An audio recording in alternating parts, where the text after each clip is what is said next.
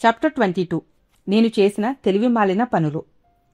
నా వ్యక్తిగతమైన ఫైళ్లలో ఒక ఫైల్ మీద నేను FTD అని రాసి పెట్టుకున్నాను. అంటే fool things I have done అన్నమాట. ఆ ఫైల్లో నేను చేసిన తెలివి మాలిన పనులన్నీ రాసి ఉంచుకున్నాను. ఒక్కోసారి వీటిని నా సెక్రటరీకి డిక్టేట్ చేస్తాను. కానీ కొన్ని మరీ వ్యక్తిగతమైనవని, తెలివి తక్కువతనాన్ని చాటి చెప్పేవి ఉంటే వాటిని డిక్టేట్ చేయటానికి సిగ్గుపడి నేనే స్వయంగా రాసుకుంటాను.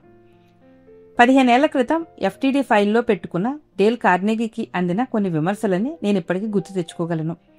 నేను మరీ నిజాయితీగా ఉంటే ఈ FTD జ్ఞాపకాలతో నా ఫైలు పూర్తిగా నిండిపోవటమే కాకుండా ఇంకా కొన్ని దానిలో పట్టకుండా బయటకు వచ్చేస్తూ ఉండేవి. 30 శతాబ్దాల క్రితం కింగ్సాల్ చెప్పిన మాటని నేను ఉన్నట్లు చెప్పాలనుకుంటున్నాను. నేను తెలివి తక్కువగా ప్రవర్తించి లెక్కలేననే తప్పులు చేశాను. నేను నా FTD ఫైళ్ళని బయటకు తీసి నన్ను నేనే విమర్శించుకుంటూ రాసుకున్నవి చదువుకుంటే నేను ఎదుర్కోవాల్సిన అతి క్లిష్టమైన సమస్యని ఎదుర్కోవటానికి అవి సాయపడతాయి. అదే డేల్ కార్నెగీ నిర్వహణ సామర్థ్యం. నేను నా కష్టాలకి ఇతరులే బాధ్యులని అనేవాణ్ణి. కానీ నేను పెరిగి తెలివితేటలు సంపాదించుకున్నాక బాగా విశ్లేషించుకుని నా దురదృష్టాలన్నిటికీ నేనే బాధ్యుడిని అని తెలుసుకున్నాను. పెరిగి పెద్దవారయ్యేటప్పుడు చాలామంది ఈ విషయాన్ని తెలుసుకుంటారు. నెపోలియన్ సెయింట్ హెలెనాలో ఇలా అన్నాడు: నా ఓటమికి నేను తప్ప ఇంకెవరూ బాధ్యులు కాదు.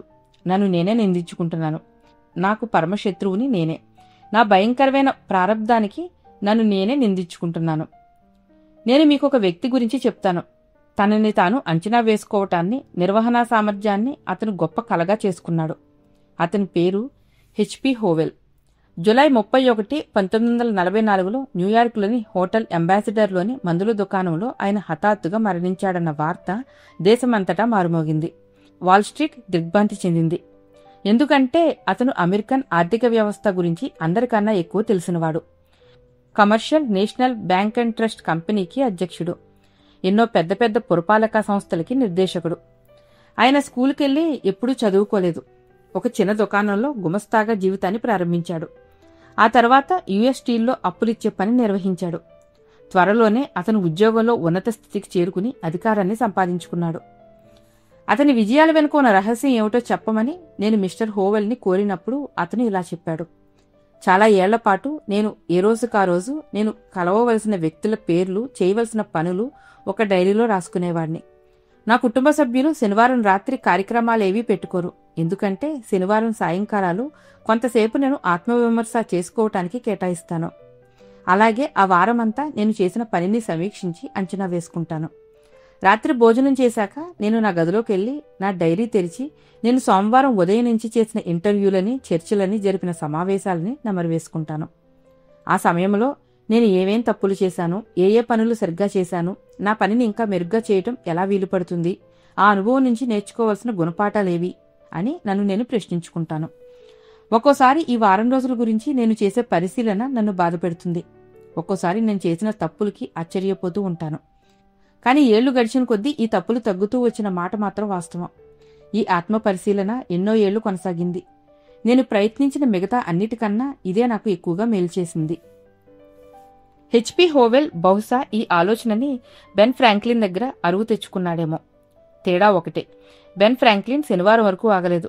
ప్రతి రాత్రి తనని తాను కఠినంగా విమర్శించుకున్నాడు. తనలో 13 రకాల పెద్ద తప్పులున్నాయని తెలుసుకున్నాడు. వాటిలో 3 చూద్దాం. సమయాన్ని వృధా చేయటం, చిన్న చిన్న విషయాలకి ఆదుర్దాపడి హైరానా పడటం, అందరితో వాదిస్తూ వారి మాటలని ఖండించటం. వయసు ముదిరాక, వివేకం పెరిగాక బెన్ ఫ్రాంక్లిన్కి అసలు విషయం తెలిసొచ్చింది.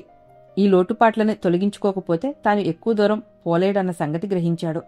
అందుకని ఆయన తనలోని బలహీనతలని వారానికి ఒకటి చొప్పున వదిలించుకోవటానికి పోరాట స్థాయిలో ప్రయత్నాలు చేస్తూ ఏ రోజుకారోజు ఎవరు గెలిచారనే దాన్ని రికార్డు చేసి పెట్టుకున్నాడు. పైవారం ఆయన ఇంకో బలహీనతని ఎంచుకుని చేతికి తొడుగులు ధరించి గంట మోగగానే తను ఉన్నవైపు నుంచి ముందుకు వచ్చి పోరాటం సాగించేవాడు. ఇలా ఆయన 2 ఏళ్లకు పైగా కాలాన్ని తనలో ఉన్న బలహీనతలతో పోరాడటానికి వెచ్చించాడు. ఈ దేశంలో పుట్టిన మహానుభావుల్లో ఒకడుగా అందరి ప్రేమను అందుకుంటూ అందర్నీ ఆకట్టుకుంటూ ఆయన జీవించటంలో ఆశ్చర్యం లేదు. అమెరికన్ తత్వవేత్త ఎల్బర్ట్ హబర్డ్ అంటాడు: ప్రతి మనిషి రోజులో 5 నిమిషాలు తెలివి తక్కువగా ప్రవర్తిస్తాడు. ఆ హద్దుని దాటకపోవటమే వివేకం.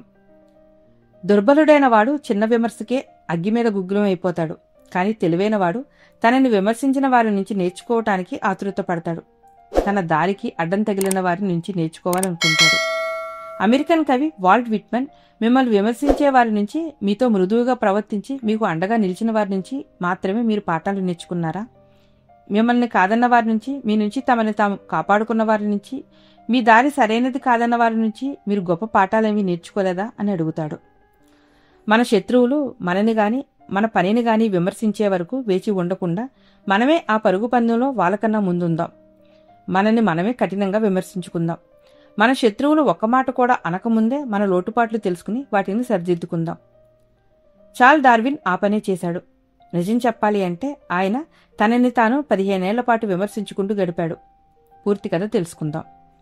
డార్విన్ తన అజరామమైన గ్రంథం ఆరిజిన్ ఆఫ్ స్పీసీస్ రాతపత్రిని పూర్తి చేశాక ఈ సృష్టి గురించి తను చెప్పిన విప్లవాత్మకమైన భావాలు బుద్ధిజీవులని, ధార్మిక ప్రపంచాన్ని ఒక ఊపి ఊపి వదులుతాయని గ్రహించాడు.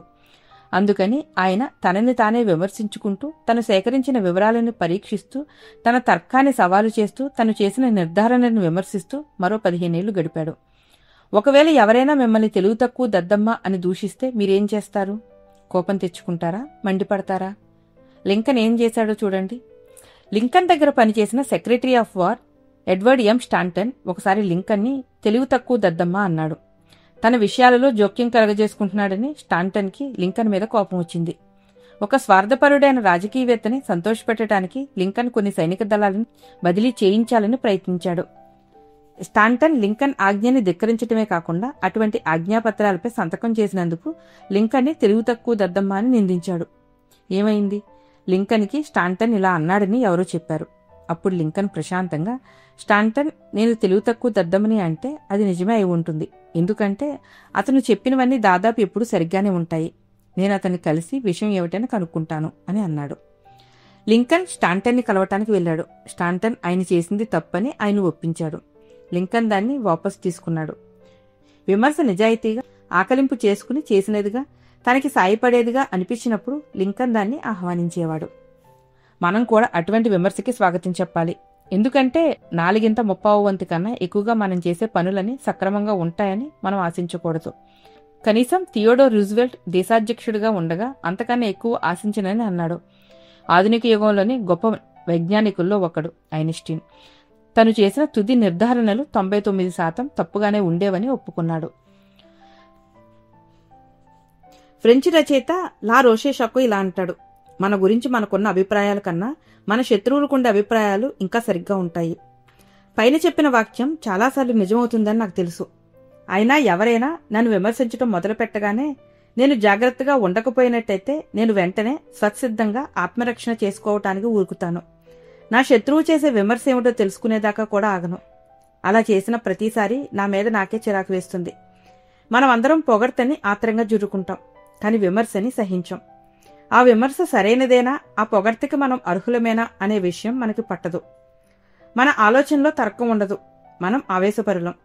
తేలికైన చెట్టుబోదెతో చేసిన చిన్న పడవలాంటి మన తర్కం లోతైన నల్లటి తుఫాను అలలతో అల్లకల్లోలంగా ఉన్న ఆవేశం అనే సముద్రంలో ఊగిసలాడుతూ ఉంటుంది. ఎవరైనా మన గురించి చెడుగా మాట్లాడారని వినగానే మనని మనం సమర్థించుకోవద్దు. తెలివిలేని వాళ్ళందరూ అదే చేస్తారు. మనం మౌలికంగా ప్రవర్తిద్దాం. వినమ్రంగా సూక్ష్మబుద్ధి కలిగి ఉందాం. మనల్ని విమర్శించే వారిని తికమక పెట్టి వాళ్ళు మనల్ని మెచ్చుకునేటట్టు చేయటానికి, నన్ను విమర్శించే వ్యక్తికి నాకన్నా మిగతా అన్ని లోటుపాట్లు తెలిసి ఉంటే ఆయన నన్ను ఇంతకన్నా చాలా ఎక్కువగానూ తీవ్రంగానూ విమర్శించి ఉండేవాడు అందాం. ఇంతకు ముందరి అధ్యాయంలో మిమ్మల్ని ఎవరైనా అన్యాయంగా విమర్శిస్తే మీరేం చేయాలో చెప్పాను. ఇదిగో ఇంకొక ఉపాయం. మిమ్మల్ని ఎవరో అన్యాయంగా నిందించారని మీలో కోపం పెరిగిపోతూ ఉన్నప్పుడు మీలో మీరు ఇలా ఎందుకు అనుకోకూడదు? ఒక్క నిమిషం. నేను నిర్దిష్టమైన వాడినేం కాదు. ఐన్స్టీన్ అంతటివాడు కనీసం 180 సార్లు తను తప్పు చేశానని ఒప్పుకున్నప్పుడు ఇక బహుశా ఈ విమర్శ సరైనదే అయి ఉండాలి. నిజంగా నేను ఈ విమర్శకి తగిన వాడినైతే నేను కృతజ్ఞత తెలిపి దాని నుంచి లాభం పొందటానికి ప్రయత్నించాలి. పెప్సిడెంట్ కంపెనీ మాజీ అధ్యక్షుడు చార్ల్స్ లుక్మన్ బాబ్ హోప్ కార్యక్రమాన్ని ప్రసారం చేసి ఒక ఏడాదిలో కొన్ని లక్షల డాలర్లు ఖర్చు పెట్టాడు. ఆ కార్యక్రమాన్ని పొగుడుతూ వచ్చిన ఉత్తరాలని అతను చదవలేదు, కానీ విమర్శిస్తూ వచ్చిన ఉత్తరాలని తప్పనిసరిగా చూడాలని పట్టుబట్టాడు. వాటి నుంచి తాను నేర్చుకోవాల్సింది ఏదైనా ఉంటుందని ఆయనకి తెలుసు. ద ఫోర్డ్ కంపెనీ తన నిర్వహణలోనూ వ్యాపార వ్యవహారాల్లోనూ ఉన్న లోటుపాట్లని తెలుసుకోవాలని చాలా ఆసక్తి చూపింది.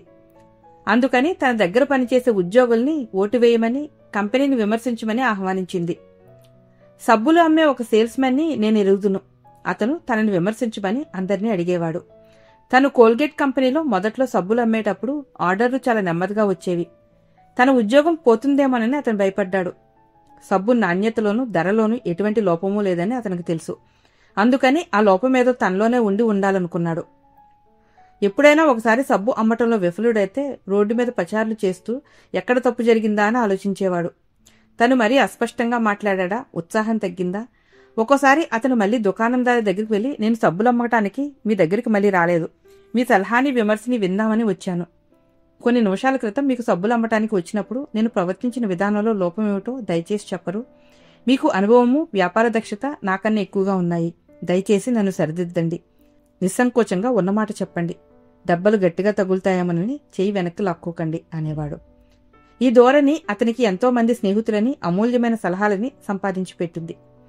ఆ తర్వాత ఏమయ్యాడనుకుంటున్నారు?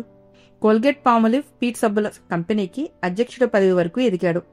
ఆ కంపెనీ ప్రపంచంలోని సబ్బు తయారు చేసే పెద్ద కంపెనీలో ఒకటి. అతని పేరు ఈహెచ్ లిటిల్.